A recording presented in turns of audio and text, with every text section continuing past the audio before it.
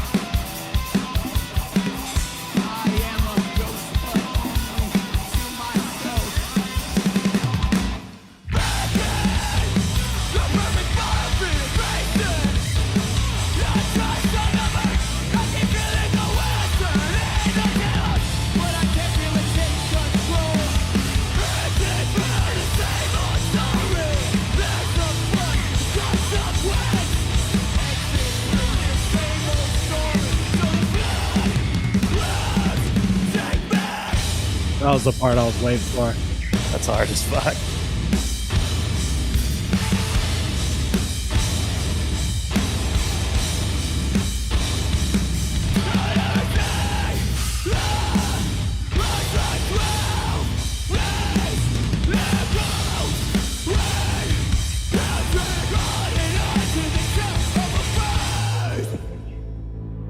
Give me a lot of Misery Signals like vibes. Yeah.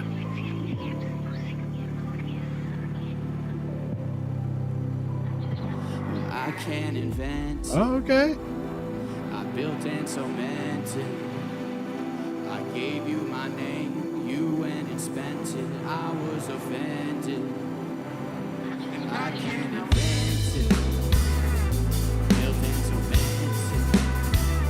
I gave you my name. You went and spent it. I was offended. I can invent it. Interesting.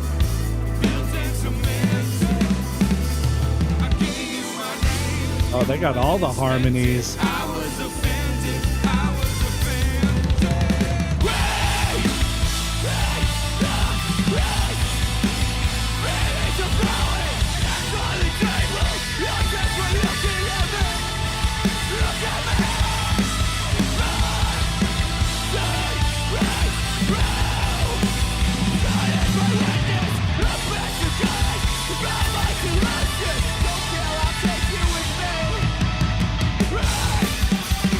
Oh, shit.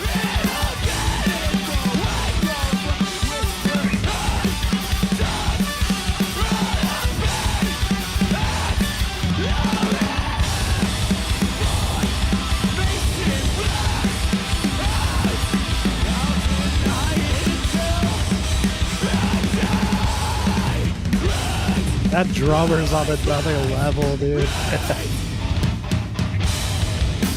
say it everything that you think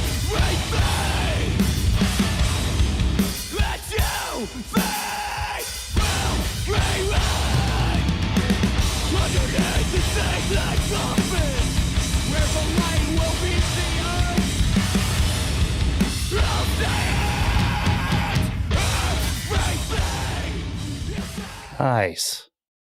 All right, so before we get into the next one, dude, I just want to give a couple comments on that. Regardless of how you feel, these guys are super talented. Even achieve like that level of sounding good for metal is like, dude, I've seen seasoned bands that have been in the game a long time that sound like fucking mud. Yeah.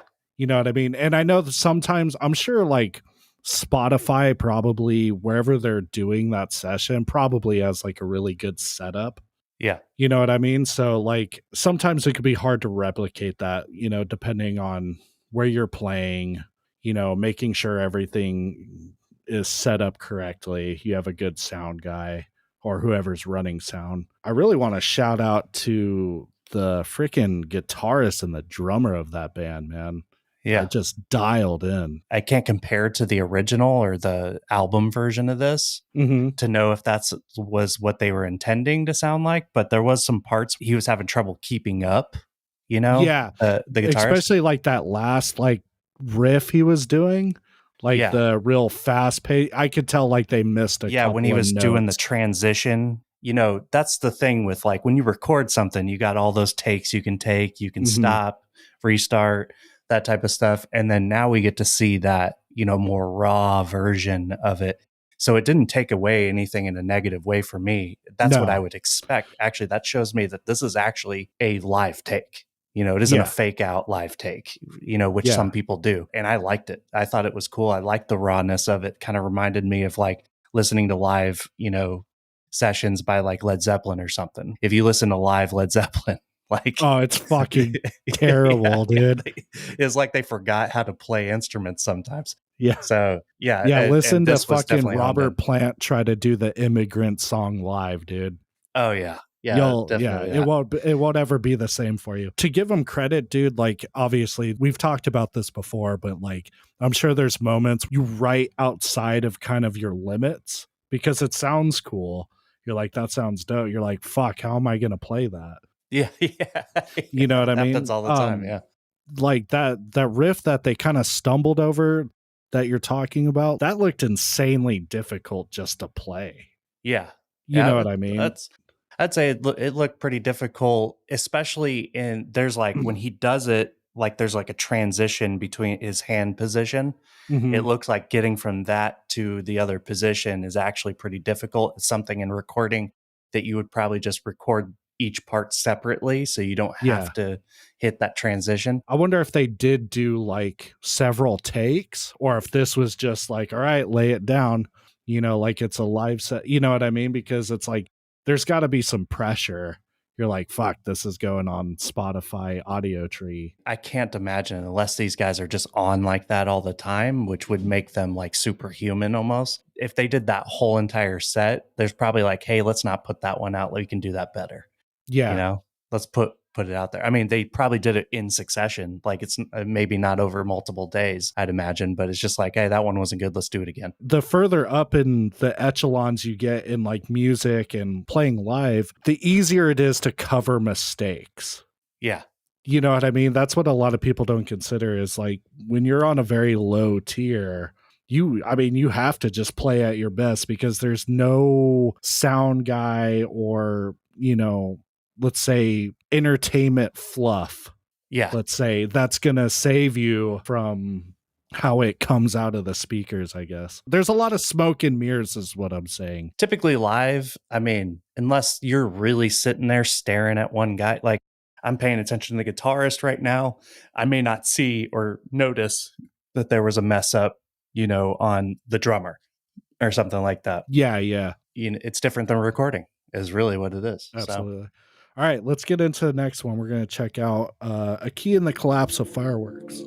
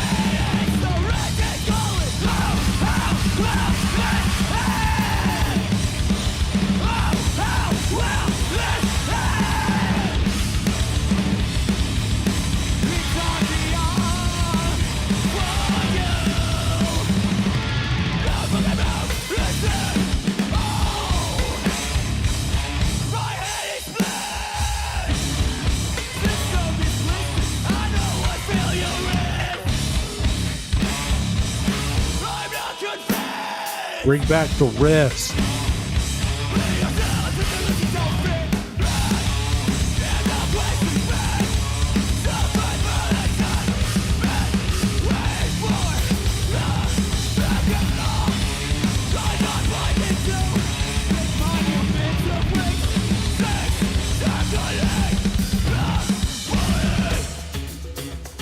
Oh, nice. I like they have these like groovy areas in their songs. Yeah. Almost like they experiment with like some jazz and blues and shit. Yeah.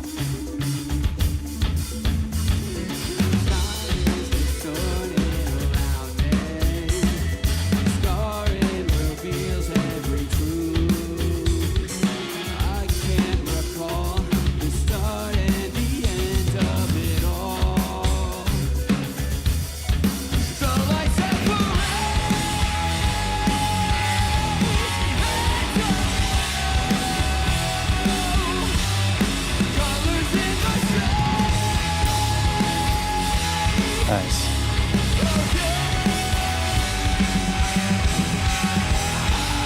Some old school Tool vibes. Yep. Here it comes.